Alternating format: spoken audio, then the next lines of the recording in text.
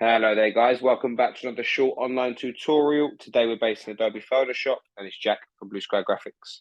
What I want to show you today guys is how to create this random newspaper effect / pattern within Adobe Photoshop.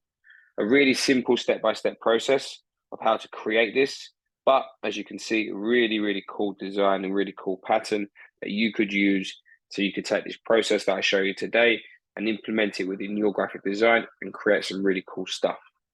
Okay, how do we create it? So what I'm going to do now is just remove our layer here. Let's just take that to the bin. Yes, wonderful. So as you can see here, what I've done originally is file, place, embedded our original newspaper article image that I got offline. Okay.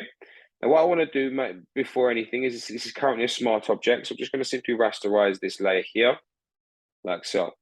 Now, with the marquee tool, I am going to come through and I'm going to create a selection over our image here. Okay.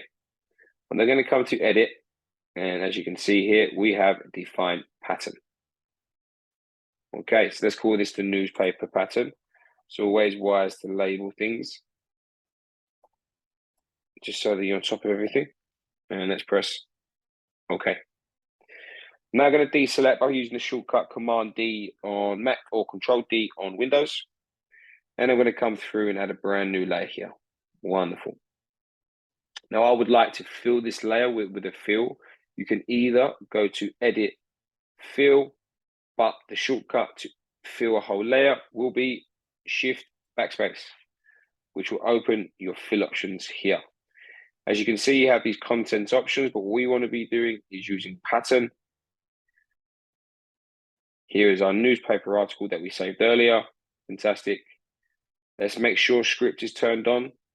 You have different types of how it's going to land on the pattern, on the document, but what we want to try and do is stick to this random look. So we're going to go for a random fill. And let's press OK.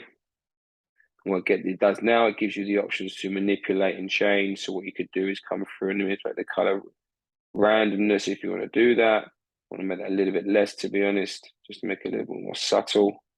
There we go. Wonderful. We can increase the minimum scale by factor. Okay, let's say I'm happy with this, happy with all the options here. And if I press OK, as you can see, I've created that random paper effect. And there you go, guys. If you're interested in finding out more about Blue Sky Graphics, please take a look at our website at blueskygraphics.co.uk. And also as well, take a look at our socials, some really cool information on by our graphic design tutors at our Instagram page of Blue Sky Graphics UK. Thank you very much, guys. Take care, and I'll see you next time.